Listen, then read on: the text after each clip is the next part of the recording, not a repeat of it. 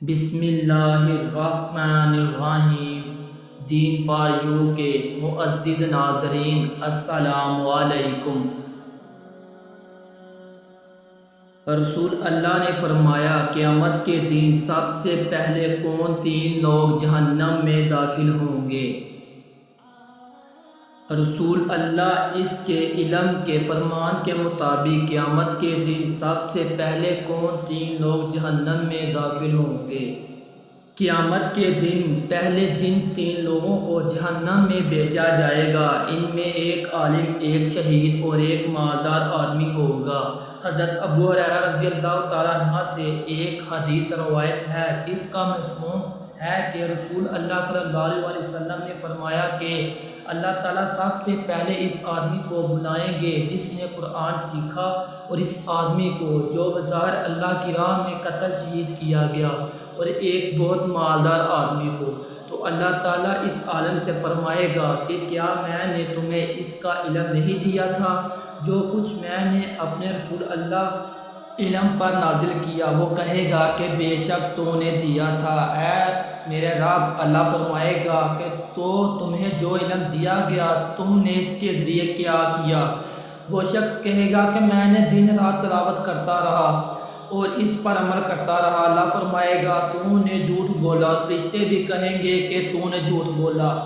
اللہ اس عالم سے کہے گا بلکہ تم نے یہ چاہا کہ تمہیں قاری اور عالم کہا جائے، اور لوگوں کی طرف سے یہ کہہ دیا گیا۔ اور پھر مالدار آدمی کو بلایا جائے گا، وہ کہے گا کہ وہ اللہ کے دیے ہوئے مال سے صدقہ کرتا رہا اور رشتہ داروں کا خیال رکھتا رہا، لیکن اللہ فرمائے گا تو نے جھوٹ بولا، بلکہ تم نے یہ چاہا کہ تمہیں سنی اور رحم دل کہا جائے، اور لوگوں کی طرف سے یہ کہہ دیا گیا۔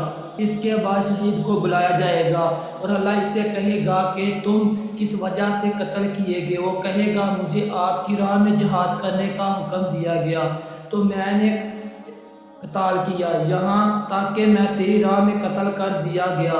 اسے اللہ کہے گا تو نے جھوٹ بولا، بلکہ تم نے یہ چاہا کہ تمہیں بہادر کہا جائے، اور لوگوں کی طرف سے یہ کہہ دیا گیا۔ حضرت ابو ہریرہ رضی اللہ تعالیٰ عنہ فرماتے ہیں کہ اس کے بعد رسول اللہ نے دونوں گھٹنوں پر اپنے مبارک ہاتھوں سے ضرب لگائی اور ارشاد فرمایا، اے ابو ہریرہ، اللہ کی مخلوق میں سے یہ وہ تین لوگ ہیں جن سے قیامت والے دن جہنم کی آگ بھڑکے گا۔ حضرت محمد صلی اللہ علیہ وآلہ وسلم نے فرمایا، لوگوں میں سب سے زیادہ آزمائش کس پر آتی ہے؟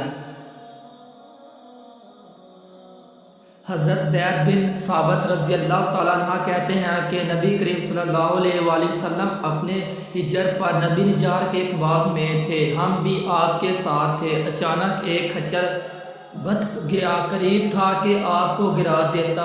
6، 5 یا 4 قبریں تھیں۔ آپ صلی اللہ علیہ وآلہ وسلم نے فرمایا، ان قبروں والوں کو کون جانتا ہے؟ ایک آدمی نے کہا میں۔ آپ صلی اللہ علیہ وآلہ وسلم نے فرمایا، یہ لوگ کہاں فوت ہوئے؟ اس نے کہا زمانہ شرک میں۔ آپ نے فرمایا، یہ امت اپنے قبروں میں آزمائی جائے گی۔ اگر مجھے اس بات کا خدشہ نہ ہوتا کہ تم اپنے مردے دفن نہ کرو گے تو میں اللہ تعالیٰ سے دعا کرتا ہوں کہ تمہیں وہ عذاب قبریں سناؤں جو میں سن رہا ہوں۔ زید نے کہا، پھر آپ صلی اللہ علیہ وآلہ وسلم ہماری طرف متوجہ ہو گئے اور کہنے لگے، آگ کے عذاب سے اللہ کی پناہ مانگو۔ صحابہ کہنے لگے، لوگ عذاب سے اللہ کی پناہ میں آتے ہیں۔ آپ نے فرمایا، قبر کے عذاب سے اللہ کی پناہ مانگو۔ صحابہ نے کہا، ہم قبر کے عذاب سے اللہ کی پناہ میں آتے ہیں۔ آپ صلی اللہ علیہ وآلہ وسلم نے فرمایا، ظاہری اور باطنی فتنوں سے اللہ کی پناہ مانگو۔ صحابہ نے کہا، ہم ظاہری اور باطنی فتنوں سے اللہ کی پناہ میں آتے ہیں۔ آپ صلی اللہ علیہ وآلہ وسلم نے فرمایا، دجال کے فتنے سے اللہ کی پناہ مانگو۔ صحابہ نے کہا، ہم دجال کے فتنے سے اللہ کی پناہ میں آتے ہیں۔ حضرت ابو سعید خدری رضی اللہ تعالیٰ عنہ کہتے ہیں، میں نبی عالم کے پاس آیا، آپ صلی اللہ علیہ وآلہ وسلم بخار میں تپ رہے تھے۔ میں نے اپنا ہاتھ آپ صلی اللہ علیہ وآلہ وسلم پر رکھا تو لحاف کے اوپر سے بخار کی حرارت محسوس کی۔ میں نے کہا اے اللہ کے رسول یہ کتنا شدید ہے۔ آپ صلی اللہ علیہ وسلم نے فرمایا ہمیں تکلیف بھی 2 گنا دی جاتی ہے اور اجر بھی 2 گنا دیا جاتا ہے۔ میں نے کہا اے اللہ کے رسول لوگوں میں سب سے زیادہ آزمائش کس پر آتی ہے؟ آپ صلی اللہ علیہ وسلم نے فرمایا انبیاء علیہ السلام پر، پھر نیک لوگوں پر کسی کو محتاجی میں آزمایا جاتا ہے تھا۔ اس کے پاس صرف وہ پادری بچتی ہے جو اسے ڈانٹتی ہے اور وہ آزمائش میں اتنا خوش ہوتا ہے جتنا تم سے کوئی بھی خوشحالی میں مسرور ہوتا ہے۔ رسول اللہ صلی اللہ علیہ وسلم نے ارشاد فرمایا اللہ کی قسم مجھے تمہارے لیے غریبی کا خوف نہیں بلکہ مجھے خوف ہے کہ پہلے قوموں کی طرح کہیں تمہارے لیے دنیا یعنی مال و دولت کھول دی جائے اور تم اس کے پیچھے پڑ جاؤ، پھر وہ مال دولت پہلے لوگوں کی طرح تمہیں ایک کر دے۔ رسول اللہ صلی اللہ علیہ وسلم نے فرمایا حلال واضح ہے، حرام واضح ہے، ان کے درمیان کچھ مبشتہ چیزیں ہیں جن کو بہت سارے لوگ نہیں جانتے۔ جس شخص نے شبہ والی چیزوں سے اپنے آپ کو بچا لیا اس نے اپنے دین اور عزت کی حفاظت کی، اور جو شخص مبشتہ چیزوں میں پڑے گا وہ حرام چیزوں میں پڑ جائے گا۔